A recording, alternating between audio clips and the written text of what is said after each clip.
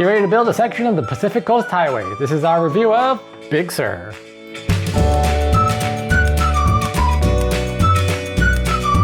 Before we get to the review, if you're enjoying our content, please like this video, subscribe to our channel. You can also hype this video and or leave a comment below, and that'll also help us out. Big Sur is a card drafting set collection game, and it plays pretty quickly, which is one thing I really enjoyed about it. On your turn, you're going to draft 2 cards, either from the draft pool or the top of the draw deck. Then you have the option of playing that card into your road that you're building. And you're going to use the card either on its front side as the road, which is what you're going to build and try to score off of, or the back side, which is the resource that's going to pay for it. The cost of the card is down below. And as you're building your road, some of the cards will also build up your engine to make it cheaper. Some of them will give you endgame scoring. Some of them will just get you a lot of points. So you have to decide how you want your road to go. Also, as you're building your road and you get different sets, you're going to be able to collect landmark cards, and those will also give you other scoring conditions or different abilities that you can use while you're playing. I really enjoyed this game, like I said, because it plays quickly and is fun and intuitive. You're going to draft 2 cards, and then you're going to play the card, and then you have to pay the cost. So recipe fulfillment a little bit there. You're going to pay the cost, and then you're going to build it, and you're trying to build up the best set to get the most points. So it has a lot of the mechanics that we like in other games. So fun fact, actually probably around October, like 2 years ago, I actually did this Big Sur drive. So I really wish I had this with me at the time, because then it would have been one of those take a picture. I'm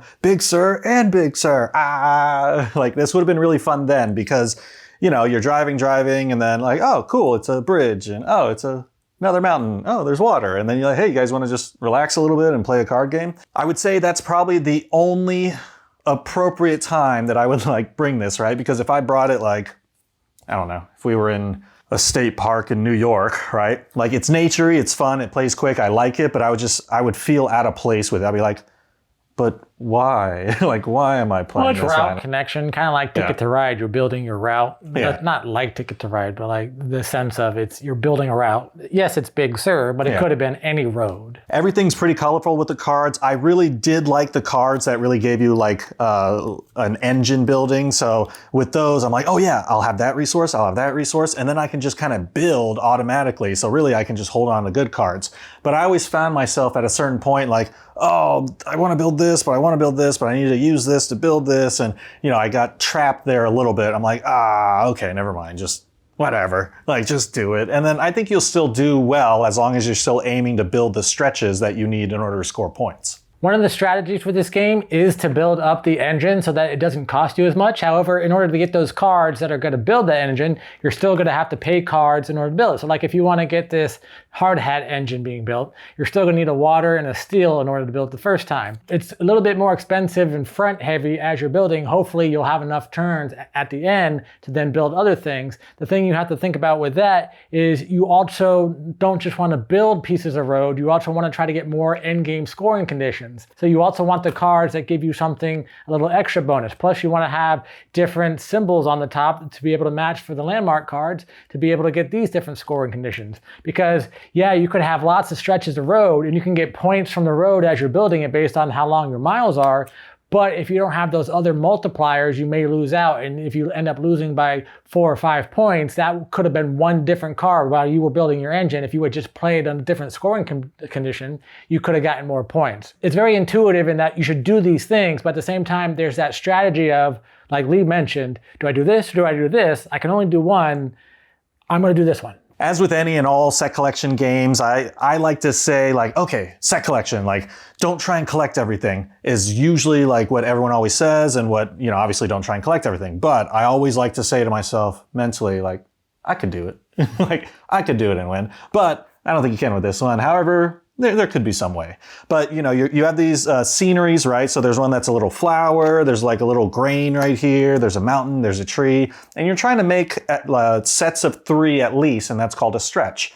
And then you score the miles on them and then calculate your points. So I really did like the dynamic of, okay, you have engine cards, you have endgame cards, and then you have cards that just score higher points, or they have multiple of the same scenery on it. So that'll make you score longer stretches. Kind of deciding between one of the 3, but then also still trying to match up side by side the stretches in order to make sure that you score. The landmark cards do help. You can really only get one of these Yeah, one of these on each turn so long as you meet the stretch here at the bottom.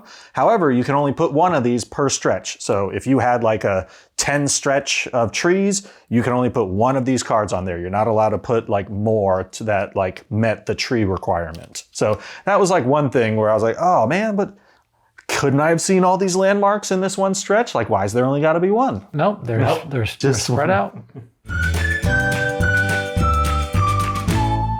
Overall, one mechanic that I did like is, so not only are you kind of using your cards, like discarding them and paying that resource, but the top of your discard pile, that actually acts as like another resource for you. So that's almost like adds like your base engine building there. So as you discard more cards, you can decide what to change. Like, okay, this will be my new resource like next round, and I'll have that ready to go. So I really like how it was dynamic there, that you could kind of have almost like a free engine builder and then choose it. I really like the dual use of the cards because each card is either a resource or the card that you're building. So the whole time you're looking at it, am I using that card for what it is, or am I using it for its resource? I really like games that have those dual use components, whether they be cards or other things, and this one happens to be cards because it's all a card game.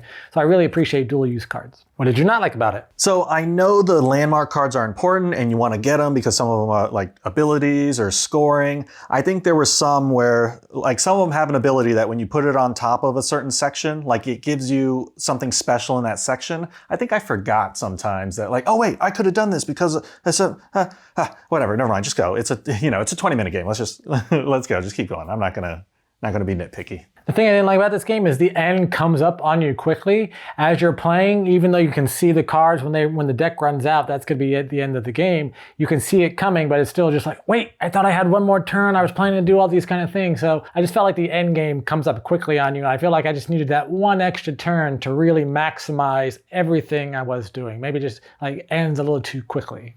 Yeah, because I could see if there's a point where like you're like, all right, I got this engine and then I got all these resources in my hand, so I can play like 5 cards on my next turn or something, like boom, boom, boom, boom, boom. But yeah, it really does creep up on you when you're like, draw 2, and you're like, how many cards are we saying?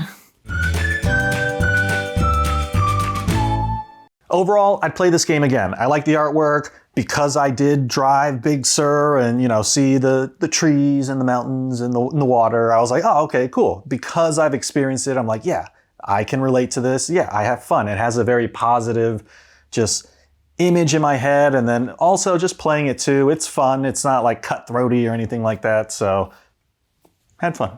Overall, I would play this again. I really enjoyed this game. I think if it had a different theme, I would actually buy this game. I mean, we did buy the game, but I would buy the game. Like if I had played it somewhere, I would buy it again. Not that there's anything wrong with Big Sur. I do like Big Sur and I do appreciate it. And it's not just because I can't play it at other national parks or something like Lee said. It's just that I just feel like there could be a different theme that I would gravitate towards more. But I did really enjoy it, so I will play it again. On Board Game Geek, I'd probably give it a 6, maybe a 7, depending on my mood on that day. But overall, I would definitely play this game again. And that was our review of Big Sur.